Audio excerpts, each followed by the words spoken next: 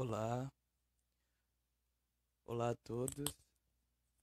Sejam bem-vindos a mais uma live do projeto Emoções à Flor da Pele, aprendendo a lidar com elas. Hoje a nossa live é sobre autoconhecimento e emoções. Quem vai dar a nossa palestra vai ser a psicóloga Jamile Matos. A psicóloga Jamile Matos, ela que é psicóloga, neuropsicóloga, hipnoterapeuta, analista transpessoal, hipnóloga, tem formação master em inteligência emocional e em psicologia social. Eu vou chamá-la, ela já está por aqui. Oi, Ítalo, boa noite a todos. Deixa eu ajustar aqui. Pronto.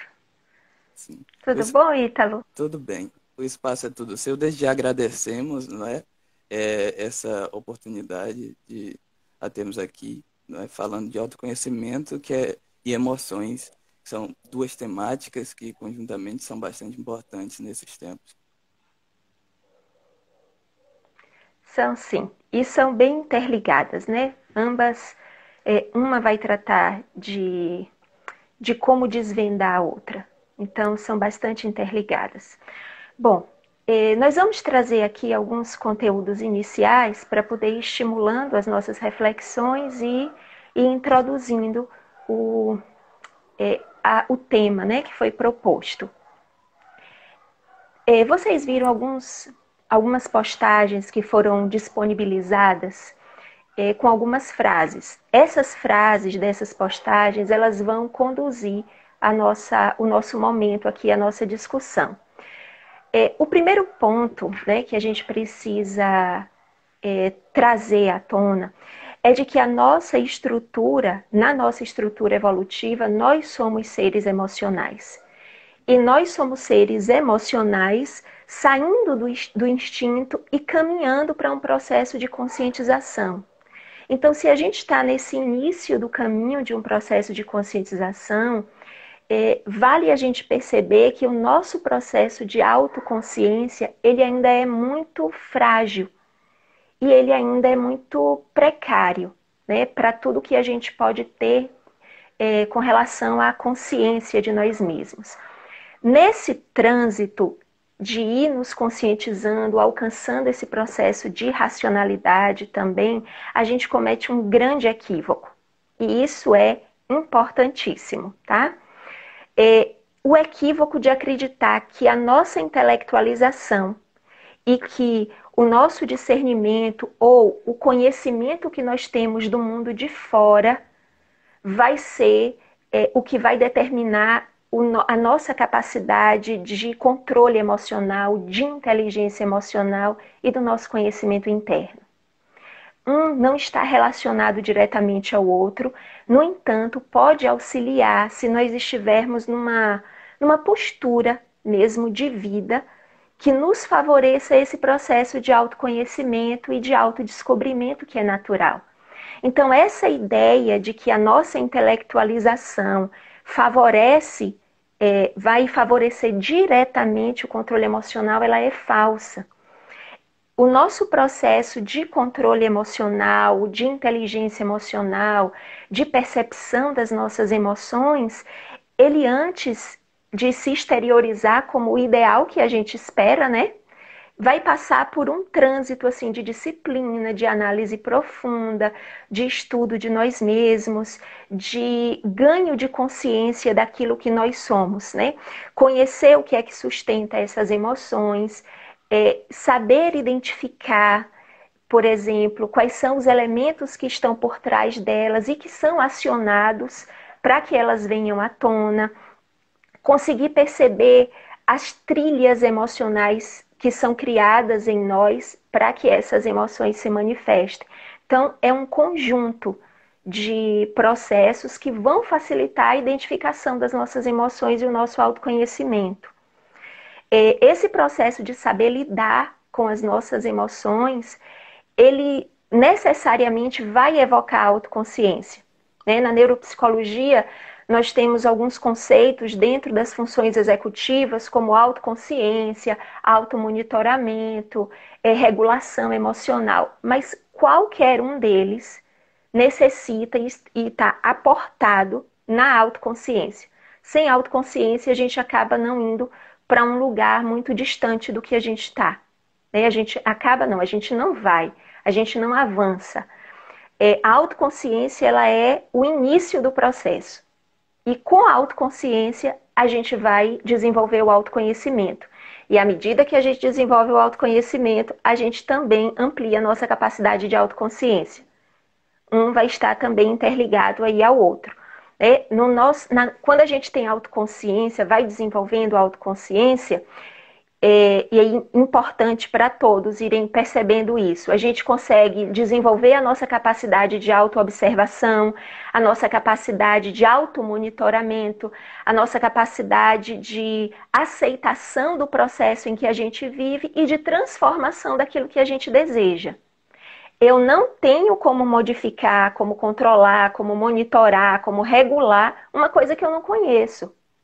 Uma coisa que eu não sei como é que funciona em mim, que eu simplesmente eu sei que isso vem à tona, mas eu não sei como é que isso funciona. Eu não sei porque eu fico irritado, eu não sei porque eu descontrolo no choro, eu não sei porque eu desequilibro quando eu fico alegre, ou eu não sei porque a minha tristeza, quando me toma, é algo tão profundo e eu não consigo ter controle sobre isso. Então, é preciso primeiro conhecer e aceitar que a coisa existe para depois, então, a gente passar para o processo de transformação. E o processo de transformação ele vai acontecer naturalmente à medida que a gente vai tomando consciência. Existem passos, assim, o que fazer, como fazer, uma dica, um pilar que pode ser observado. No entanto, mesmo com esses passos, ele vai acontecer naturalmente. Quando eu vou me responsabilizando pelo processo, identificando como é que ele acontece, me comprometendo internamente com a proposta de mudança, naturalmente eles vão se diluindo. Bom, então vamos pensar no seguinte, nessa questão do automatismo, das emoções. Nós temos comportamentos e pensamentos que são automáticos, que inclusive têm os seus benefícios, são mais rápidos, facilitam o nosso desenvolvimento, acontecem simultaneamente, não exigem de nós um raciocínio para que se deem. E o mesmo se dá com as emoções. E temos também a desvantagem desse processo de automatismo. É o não pensarmos a respeito, é muitas vezes fazer e só depois se dar conta do que fez, ou se arrepender em função dos resultados que venham, é não avaliar bem as consequências. Eu costumo dizer que automático mesmo é a nossa digestão, a nossa respiração, as nossas sinapses, essas questões orgânicas, porque até o nosso andar, em algum momento, ele foi aprendido. Ele se automatizou. Com as nossas emoções se dá o mesmo. Elas se automatizaram, mas em algum momento nós escolhemos por elas. Nós escolhemos reagir assim e construímos trilhas neurais que nos colocam nesse movimento. Então parece que é automático. Eu vivo um evento externo e naturalmente evoca em mim uma determinada emoção, mas ela não cai do céu. Ela não veio do nada. Eu construí isso em algum momento da minha experiência. Bom, mas se eu não conseguir identificar o momento exato, não tem problema. É muito provável que a gente não chegue nisso. Nós temos uma estrutura de inconsciente muito profunda. Mas é necessário que a gente chegue no ponto que explica esse não ter caído do céu. O que é que está sustentando isso? A gente só automatiza se existe uma função para isso. Se existe uma necessidade para isso. Então presta bem atenção. Não cai do céu. E foi automatizado em função de uma escolha nossa, inconsciente e passada, mas de uma escolha nossa. Então, toda emoção, ela vai ter um significado. toda emoção ela vai dizer alguma coisa a nosso respeito. Nenhuma emoção é alheia. Algumas pessoas dizem assim, quando eu vivi tal experiência, eu saí de mim e reagi de tal forma. Não, você não saiu. O que tinha, veio. Nada, você não saiu de você. O seu conteúdo saiu de você. Porque é fácil a gente fazer um treino consciente, escolher como a gente vai se comportar, e enquanto a gente está mantendo o equilíbrio ali da mente consciente, deixar tudo estável e na nossa zona de conforto. Nas nossas reações instintivas é que a gente descobre o que é que está lá no fundo guardado e que muitas vezes a gente não se dá conta, que no dia a dia, no cotidiano não vem à tona. O que é que tem aí nessa minha reação que disse de mim?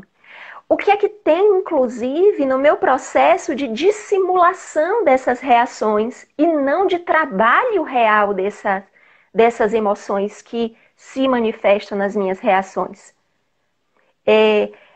Entender essa dinâmica interna é que vai ser a grande chave também e o grande ganho, né, do nosso processo de autoconhecimento. Então, a minha emoção, ela informa sobre mim, ela informa a respeito dos meus padrões repetitivos, das minhas pseudo-necessidades e necessidades, ela denuncia algo, né? Diante de algum elemento externo ou interno, algo em mim se manifesta, né? Evoca. Que algo é esse? O que é que está por trás disso, né? Para que isso vem? Qual é a função?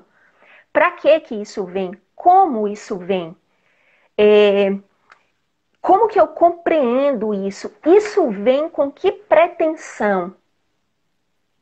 Quando eu automatizei o processo, o que é que eu queria? Então eu vou descobrir tendências de personalidade minha que foram mantendo essa estrutura em funcionamento. Autoconhecimento necessariamente vai nos levar à identificação dos nossos traços de personalidade. A gente não tem como dissociar uma coisa da outra. E as nossas emoções também vão nos levar para a identificação dos nossos traços de personalidade. Então, é um trânsito muito fluido que, se a gente souber aproveitar, a gente consegue viver muito melhor com aquilo que a gente é. A ausência, a habilidade de lidar com as nossas emoções, ela vai passar a existir. Mesmo que nós passemos um tempo maior, entre aspas, preso a elas.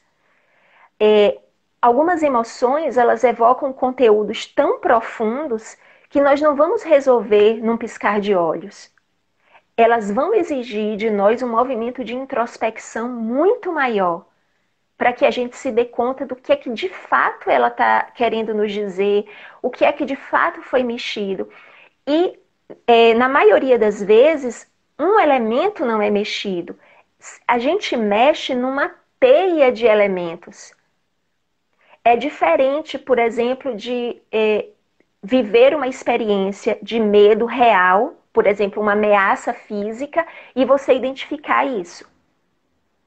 Quando a gente está tratando, por exemplo, das nossas sombras, o processo de identificação ele vai ficar muito mais difícil porque a gente tem aí a barreira do ego tentando impedir que a gente desça mais, que a gente mergulhe no que a gente é. Então, nem sempre vai ser assim. Percebi, acabou. Não, eu percebi, primeiro passo. Agora eu vou tentar identificar o que de fato é isso, um outro passo. Acontece uma acomodação e depois vem à tona de novo. Significa que a profundidade em que eu entrei, e aí mais uma referência que eu costumo usar, foi só a escadinha da piscina. Precisa ir mais fundo, precisa descer mais um pouquinho para poder se apropriar de fato do que é que está acontecendo e aí sim fazer a superação.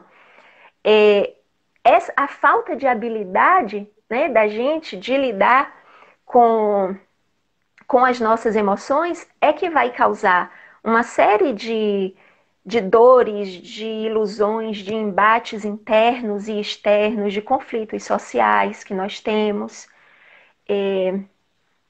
E essa ausência de leitura e a necessidade de uma leitura precisa para saber o que elas significam é que vai sustentar o nosso processo de alcance de um equilíbrio necessário para uma vida ajustada. Por mais que em algum momento a gente deslize o que é humano, absolutamente natural, mas a gente vai ter um processo equilibrado. Uma das coisas que desequilibra, e isso é bom a gente ter assim em mente, é a ideia de que nós não podemos ter determinadas emoções. Eu não posso sentir raiva. Isso vem ou com um processo educativo mais restritivo, mais punitivo, vem com algumas interpretações religiosas, com algumas questões relacionadas a papéis que a gente desenvolve, né? Então, essa ideia de que eu não posso ter determinadas emoções faz com que eu vá bloqueando as suas manifestações naturais e eu bloqueio, inclusive, o meu processo de conhecê-las. E aí elas vão sair por outra via. Assim, eu não quero admitir que isso existe. Bom, você não admitir é uma coisa, o fato de deixar de existir é outra, vai continuar existindo sem que você se dê conta. E aí ela vai vazar, e aí pensa em vazar mesmo, né?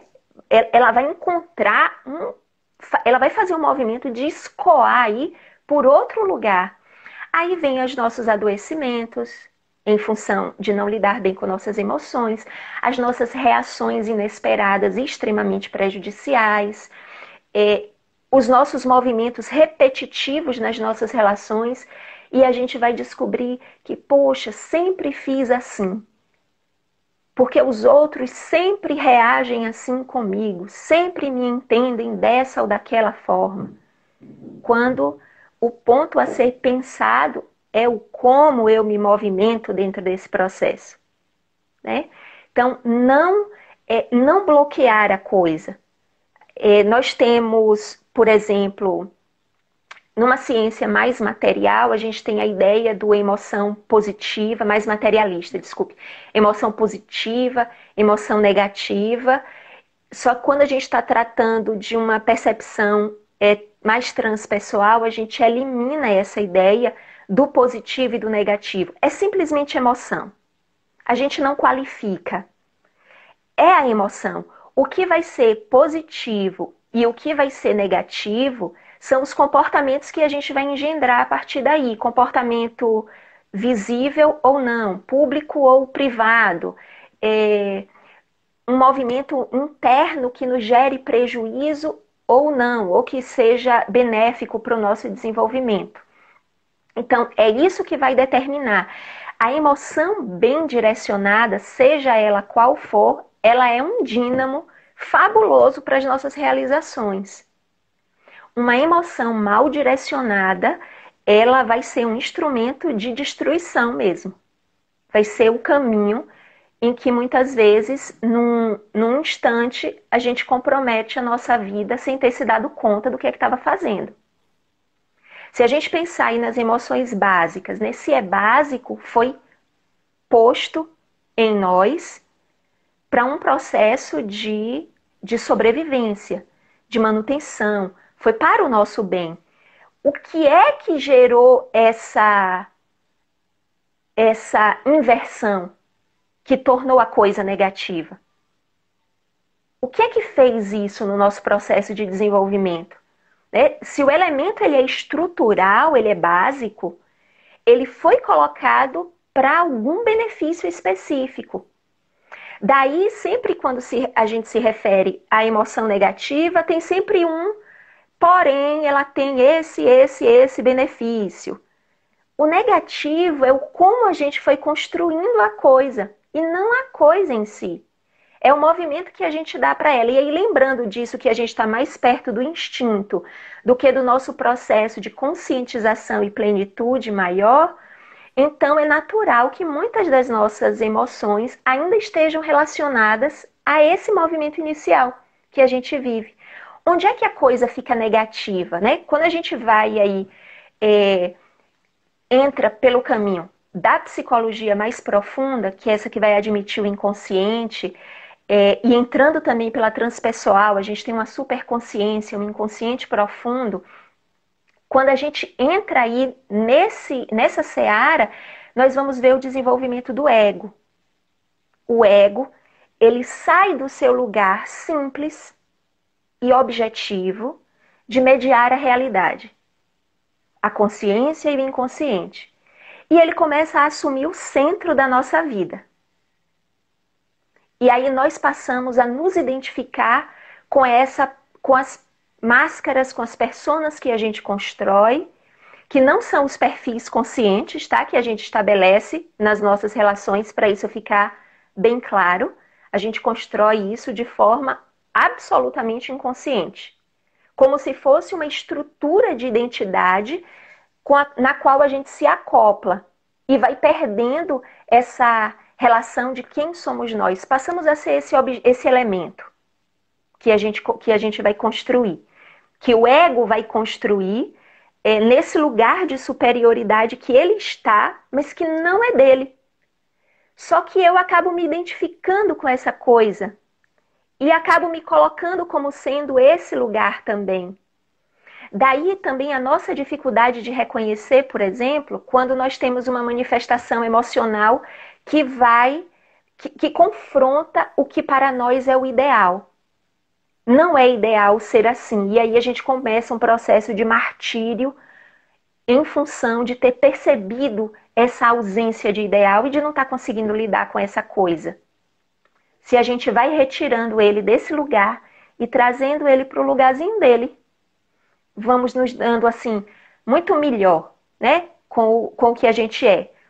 Então, esse equívoco no nosso processo de desenvolvimento, de colocá-lo aí e de nos identificarmos com ele nesse lugar, é que vai sendo a raiz do mau direcionamento das nossas emoções, que é uma postura egocentrada, que a gente vai ver mais comumente como o nosso egoísmo, o nosso egocentrismo, que todo mundo tem o seu, né? Quando a gente diz assim, eu não tenho isso não faz parte de mim.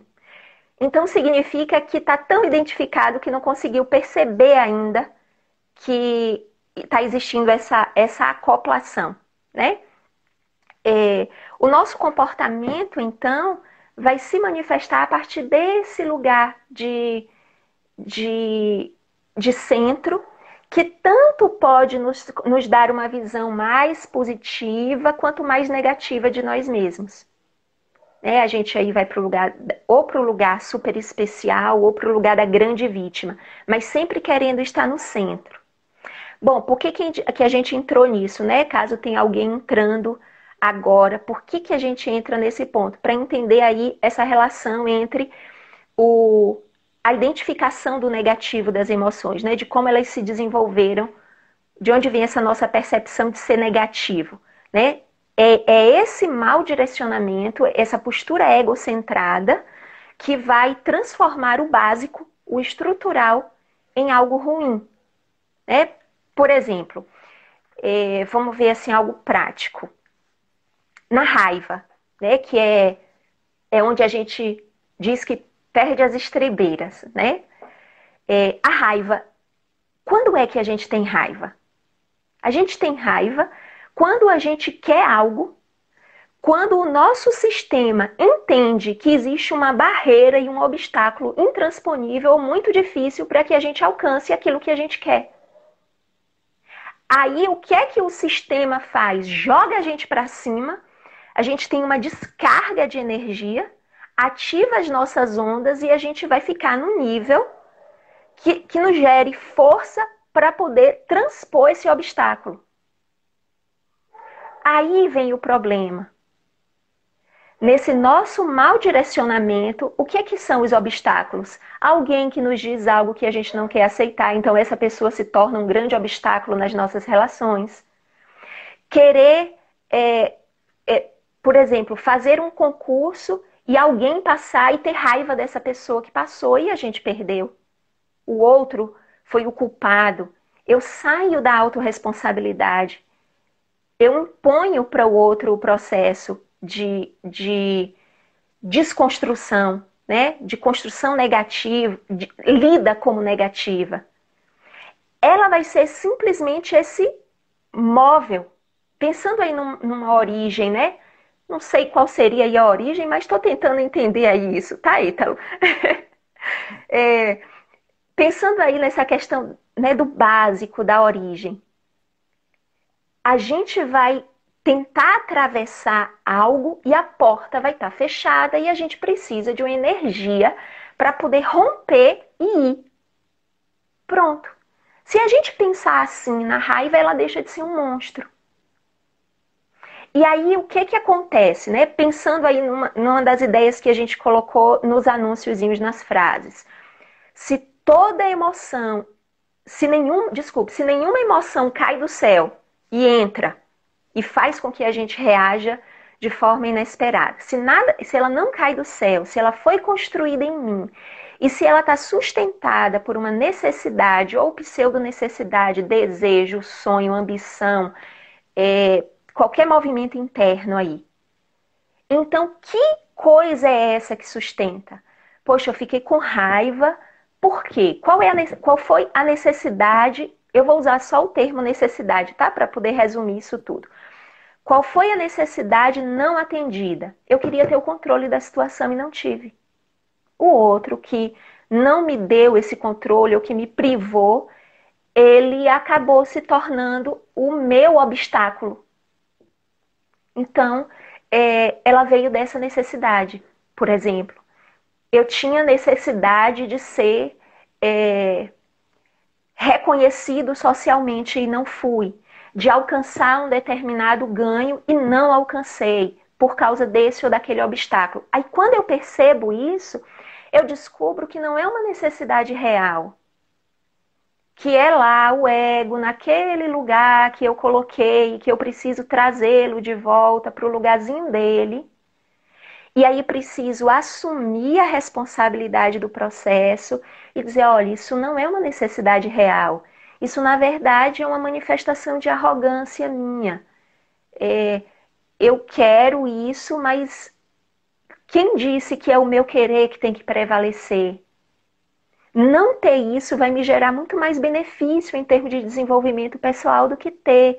Poxa, que bom ter percebido. Agora eu vou fazer o meu processo de introspecção para acomodar essa raiva mal direcionada. Mas eu percebi a necessidade. A tristeza aí. Bom, na tristeza a gente tem a sensação de que perdeu alguma coisa. De que a gente foi privado de algo. Daí a tristeza mais neurotizada, o adoecimento, nos levar para um processo depressivo. Essa identificação de que nós não tivemos aquilo que nós precisávamos ter no passado, e aí ficarmos presos nessa ideia do que deveríamos ter e não alcançamos. Às vezes, quando a gente se encontra, né, com essa percepção de que nós perdemos algo, o que a gente se dá conta? Que essa emoção vem para me sinalizar assim, olha, Jamile, essa tristeza é por causa da sua percepção de que houve uma perda aqui. Então, fica atenta porque você vai precisar reajustar a sua realidade, porque agora a sua realidade é sem isso. Pronto. Sentir a tristeza, qual é o meu sentimento aqui de falta? Ah, foi isso. Pronto, agora eu tenho que me haver com as minhas expectativas, do que eu queria, do que eu exigia. Ainda essa questão desse lugar egocentrado. Vou ter que me haver com isso para resolver isso comigo, para trabalhar esse movimento interno que está acontecendo. Aceitar isso, aceitar que a realidade não tem que ser como eu exijo que seja. E que eu vou precisar adequar a realidade que existe agora sem esse elemento. Né? O término de um relacionamento, por exemplo, é a saída de um outro. Como é que eu ajusto minha realidade para a ausência desse indivíduo? A perda de uma oportunidade na vida, né? E aí não estou me referindo quando existe a culpa por não ter feito o que a gente acredita que deveria fazer, mas simplesmente por uma questão externa, né, que determine o fato. Então, ir observando essa relação entre a emoção e a necessidade que a sustenta. Poxa, eu tive o meu processo foi de satisfação real, então a necessidade foi atendida. O meu processo não foi de satisfação, então a necessidade não foi atendida. Dizer que foi atendida, que teve satisfação, é dizer que foi positivo para o meu desenvolvimento pessoal? Não. Às vezes a criança fica alegre porque ela queria muito uma coisa e a mãe deu. Só que a mãe deu porque não aguentava mais ela chorando. E aí eu vou desenvolvendo, eu criança, vou desenvolvendo essa ideia de que tudo posso, que chorando eu dou conta, que eu consigo, que é fácil contornar o outro. Isso não é positivo para o meu desenvolvimento. Mas a emoção que eu tive foi de satisfação na hora por ter alcançado. Então a gente avalia e observa tanto a satisfação quanto a insatisfação. Tanto aquilo que a gente julga positivo, quanto aquilo que a gente vai julgar negativo. Ah, é positivo, não precisa avaliar. Não, senta e avalia. Ah, eu vou passar a vida toda avaliando? Vai. Né? Porque a gente faz tanta coisa a vida toda, a gente cozinha a vida toda, ou compra comida a vida toda, a gente faz tanta coisa a vida toda, a gente toma banho a vida toda, a gente se penteia a vida toda, escova o dente a vida toda. Por que não vai se avaliar a vida toda? A gente é tão ignorante da gente mesmo que às vezes assusta quando a gente se depara com uma coisa e diz assim, nossa, a vida toda isso estava aqui, só agora eu vi. E essa identificação do só agora eu vi, ela pode vir recheada de felicidade, vi, ou ela pode vir sustentada por esse lugar egocentrado. Já deveria ter visto antes, eu não admito isso, agora todo mundo via, menos eu. Começa a ter um sentimento de vergonha, essa emoção social. Eu começo a me envergonhar diante dos outros em função do que eu vivi, que todo mundo sabe que foi vivido, mas que eu não me dava conta na hora. Enfim, tem sempre algo por trás. E nem sempre esse algo que está por trás, ele é real. Às vezes ele é bem ilusório. Né? Uma necessidade, uma pseudo-necessidade, um valor, um contravalor, um desejo, uma ambição, uma expectativa. Tem sempre algo por trás. Senti muito medo, aí vejo que, em verdade, a minha necessidade de harmonia e de segurança, ela não foi atendida.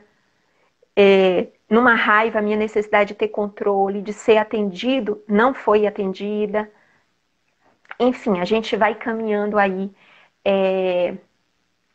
por essas várias possibilidades, né, que existem. Ítalo, você está controlando aí o tempo, né? Sim, estou controlando. Temos Tá. 32. Tá, então a gente vou continuar aqui, tá bom? De acordo.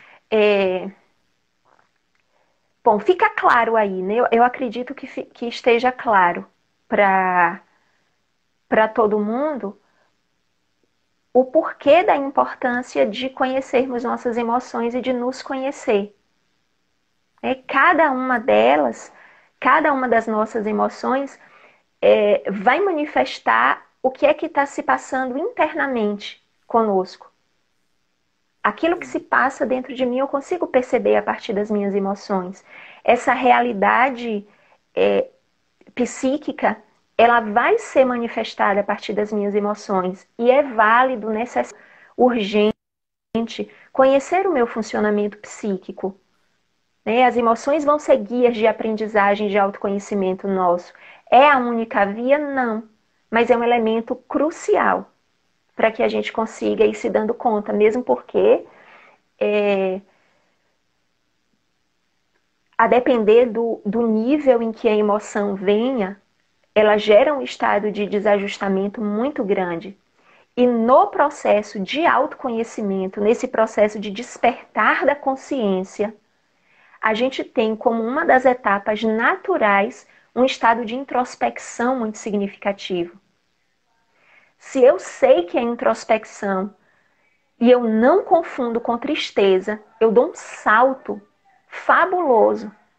Se eu estou vivendo um processo de introspecção, descobri que eu sou assim, assim, assim, e aí eu começo a viver esse processo introspectivo e a tentar identificar, reconhecer, sem me apegar a isso, e não confundo com tristeza, eu não aciono as trilhas neurais relacionadas à tristeza. Eu não evoco as minhas memórias relacionadas à tristeza e não transformo algo saudável em algo que vai me gerar prejuízo posterior. O que acontece, por exemplo, quando a gente sai de um estado de introspecção, interpreta como sendo uma tristeza profunda e, não e associa a esse estado as nossas memórias dolorosas? Eu começo a camuflar esse movimento de autodescoberta. Eu vou colocando, sedimentando por cima desse movimento várias experiências dolorosas e aí o movimento original ele ficou aqui embaixo. Eu vou ter que depois me dar conta disso tudo que eu coloquei por cima e que gerou uma série de outras emoções. Aí vem as amarguras, o azedume, as mágoas, os ressentimentos, quando na verdade era só, né, entre aspas, só um processo de autoobservação no nível de introspecção, de ensimesmamento mais profundo. Eu deveria tratar da forma X e por ter interpretado que era uma tristeza e ter agravado como se fosse um pesar, eu vou ter que agora tratar de forma... Eu vou começar a tratar de forma Y e não vou ter o resultado que eu precisaria ter. Vou enveredando aí por um caminho que não é favorável.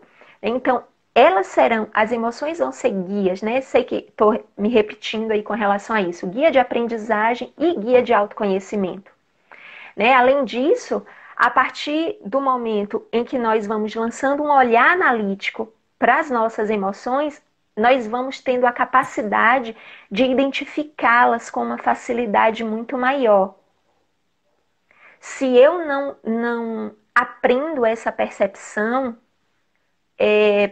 meu nível de dificuldade de perceber, inclusive, vai ser grande. É, Como? pode terminar o raciocínio, sem problemas. Não, eu ia dizer que é o famoso nos pegar com a boca na botija. Sim. Pegar na hora que está acontecendo. À medida que a gente vai treinando esse olhar analítico, a gente vai tendo condição de se perceber na hora.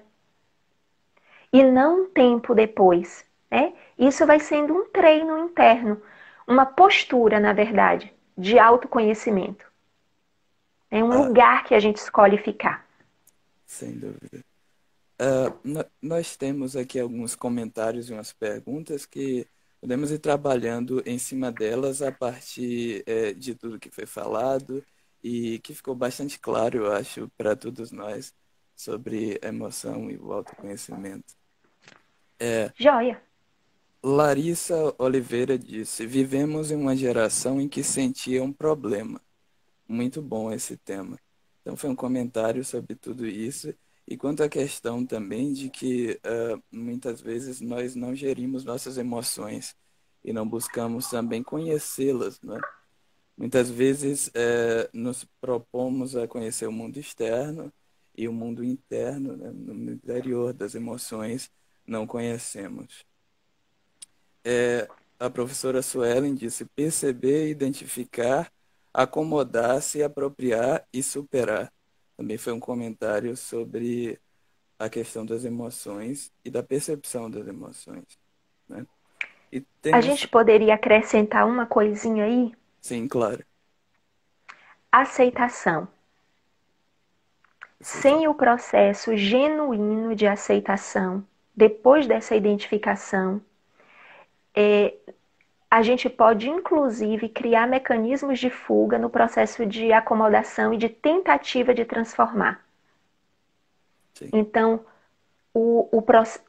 a etapa, digamos assim, né? A etapa da aceitação, uma aceitação verdadeira, genuína, ela é fundamental.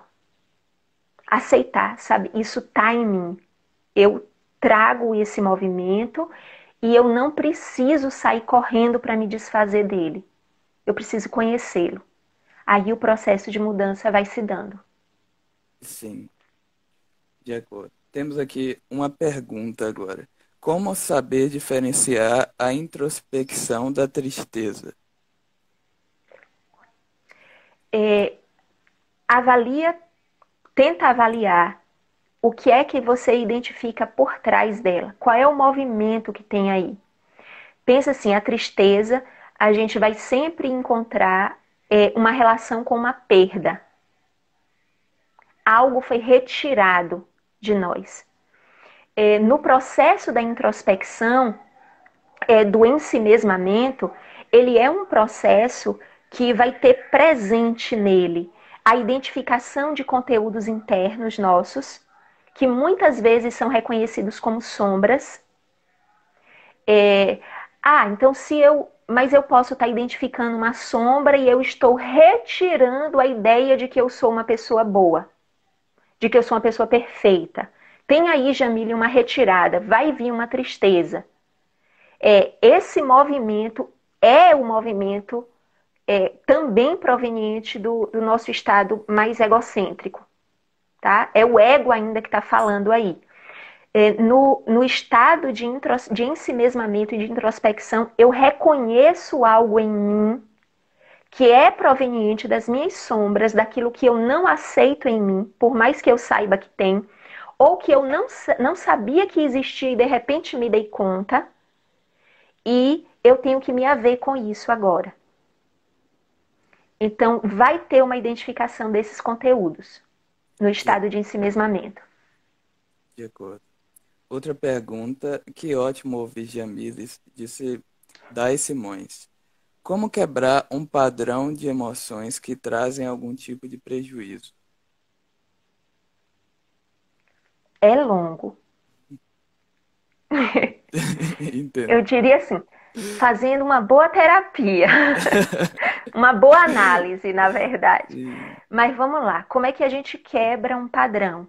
A partir do momento em que você consegue identificar o que é que sustenta, ele não é mais inconsciente, totalmente inconsciente. A partir daí, eu preciso ir. Vou entrar em algumas etapas práticas, tá? Desse processo de inteligência emocional. tudo bem, de acordo. Eu faço a observação e a identificação do processo, do que é que existe aí. Então eu vou para um estado de autorresponsabilização. Elimino a vitimização que possa existir, seja ela em que nível venha a se manifestar. Se não existe autorresponsabilidade, vai existir um comportamento de vítima. Então, eu passo a assumir a responsabilidade por esse processo, pela manutenção desse processo, e vou tentar identificar quais são as crenças que eu tenho e que estão vinculadas a isso. Se eu consigo fazer a identificação dessas crenças, eu começo então um processo de confrontação dessas crenças. Nisso, o padrão, se eu simplesmente já identifiquei e busquei encontrar o que é que sustenta, a gente já quebrou o movimento cíclico e vicioso da emoção. Porque eu já puxei uma outra via. Pensa no ciclo, tudo se repetindo, a gente sai de um ponto e volta para ele mesmo. Quando eu chego aqui num determinado local desse ciclo, eu encontro um outro caminho. Eu vou pensar a respeito. Então, eu já não estou mais dentro do processo. O que é que prejudica quando eu saio e por apego volto? Porque eu quero ficar ali. Em todo padrão tem um ganho secundário e inconsciente. Todo. Eu ganho alguma coisa por estar rodando nesse lugar. O que é que eu estou ganhando com isso? Se eu conseguir sair, respirei e cair de volta, o que é que está me mantendo aí nesse lugar? É esse processo de autoinvestigação e de indagação constante, do parir de ideias internas, que vai fazer com que a gente vá rompendo os ciclos. Isso vai permitir um trabalho de autocontrole. Começou, olha, percebo que está vindo, confronto a crença, a ideia, converso comigo mesmo do que é que está acontecendo e vou construir um comportamento oposto a isso.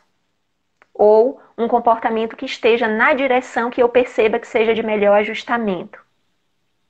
Precisa de uma vontade, precisa de um querer aí, de um movimento consciente para que isso seja feito.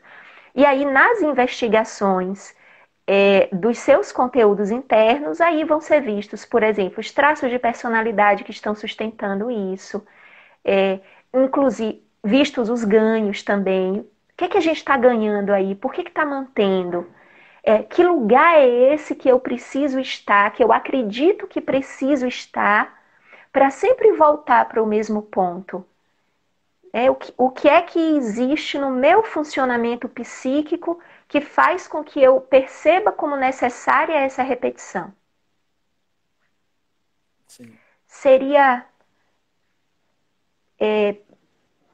assim, de forma bem breve, basicamente isso. Sim. Ah, uma outra pergunta é da Selma Leão. Como exercitar o autoconhecimento das emoções? Se observando.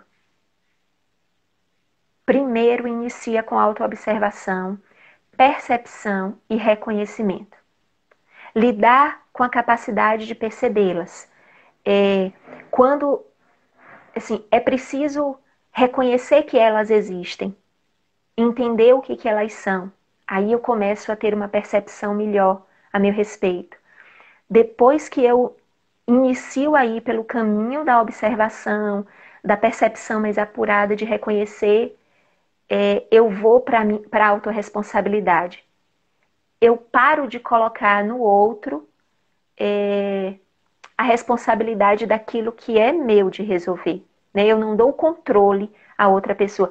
Eu não fiquei com raiva porque Ítalo me disse isso, isso e isso. Eu fiquei com raiva porque quando o Ítalo disse isso, ele evocou naturalmente em mim tal conteúdo meu que é muito forte, que.